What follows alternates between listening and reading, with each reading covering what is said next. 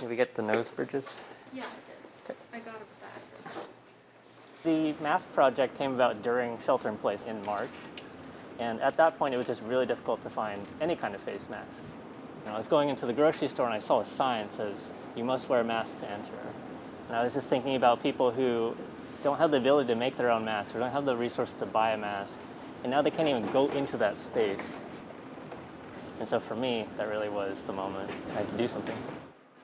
It all started with this Business Insider article that showed that shop towel, this sort of tough paper towel material, does a pretty good job of filtering small particles out. The guiding principles of the design were really low cost, readily accessible materials. And for us to be able to scale this at all, it needed to be a no-sew design. And that's how we arrived at the stapled folded design. Our new design incorporates a high-efficiency filter layer between the shop towel, and it actually has up to 95% filtration of submicron particles, which is very similar to an N95 type material. What makes this possible is a decentralized production structure. So we have kit coordinators, and they will assemble kits of prepared materials, about 40 masks per kit, and they'll be picked up by assembly volunteers. And the assembly volunteers will take these home and assemble the masks at home.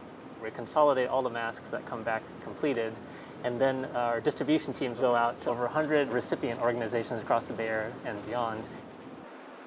So I was a kit coordinator, and I assembled about 30 kits for the Dublin 4-H Club. We had about 30 to 40 people participate in making the masks. It makes me feel like I have a part in the community and that I'm able to help the people around me. Hey there. I have just a pretty simple role, which is I load up my car and bring it to San Francisco. It's good to feel like I'm doing something, but I mean, the task is enormous.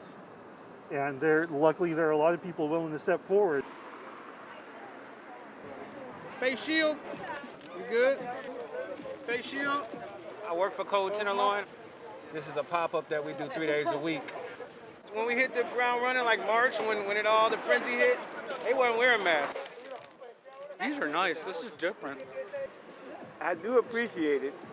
I don't want COVID, okay? It makes it that much easier. We give out masks. We normally try to give out 2 masks. One for you, one for your buddy. One for you, one for your girlfriend. One for you, one for your neighbor. Get that mask up, sir. Because that's a technology that is very important for us to keep our folks safe. How you doing? Doing all right. You want a mask?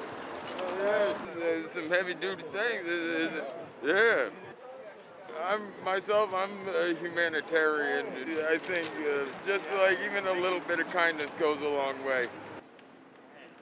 So we've got about 400 masks. These are going to the Navajo Nation in Utah. We have made a total of about 16,000 masks since the project began in March.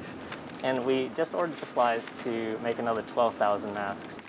If you stop one of those cases, then you stop all the infections that could arise from that case.